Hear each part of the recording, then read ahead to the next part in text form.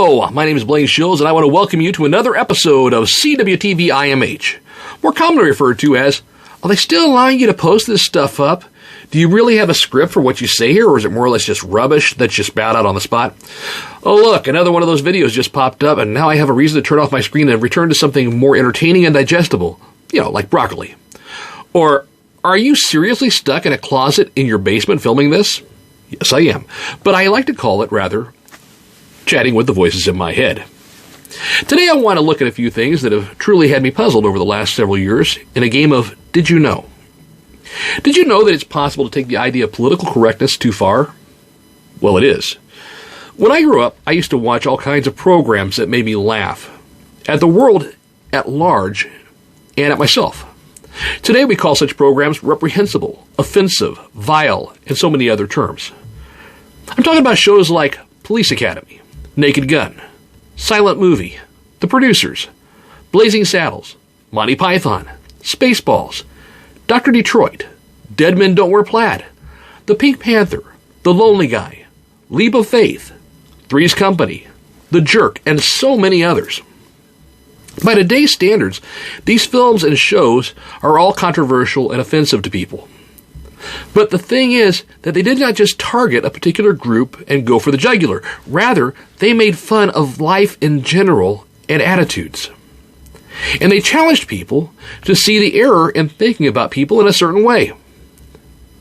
We have certainly evolved from those days.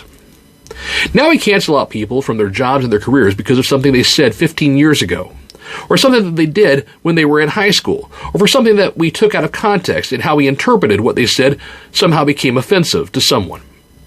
We don't correct the behaviors or the attitudes. We seek to destroy history, individuals, groups, by telling the world at large, bow down to our demands for justice. We build walls that separate people, lumping groups of folks together by their color, their sex, their age, their job, and so forth. Think we don't?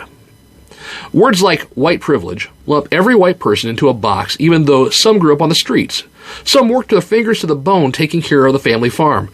Some worked against the flow of society to help those who were less fortunate and sacrificed all that they had along the way.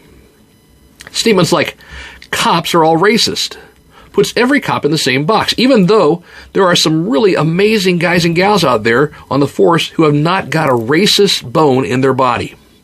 There are cops out there who are from many different backgrounds and races, but we collect them all up and we put them in the same box in order to fit a narrative. Did you know that there's such a thing as reversed racism? Where we state that all people of a certain race are racist and state that everything they do or say is stemming from their racist behavior and from their racist hearts.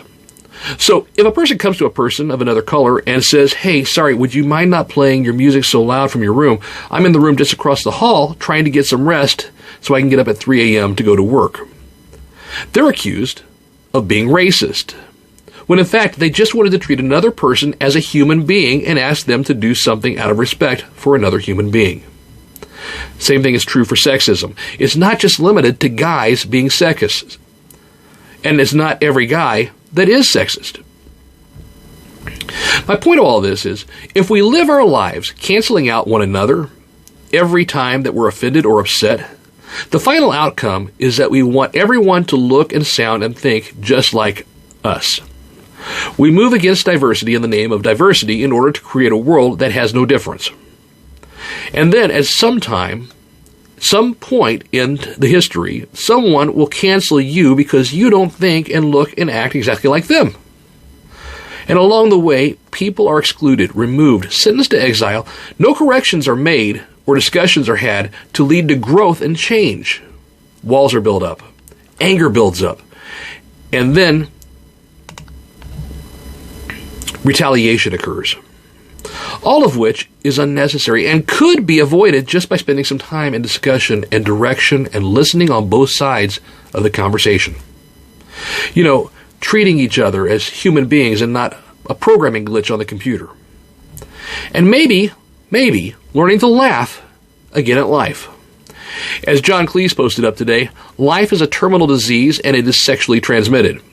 Just a reminder to stop taking it all so seriously. Be silly today.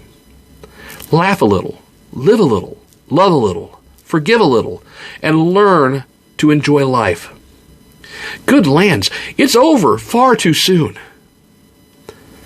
And who wants to live in a world where everyone is the same as you or me?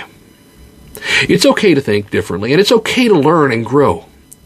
But that can't happen if every time we're upset by someone, we just cut the mic cord.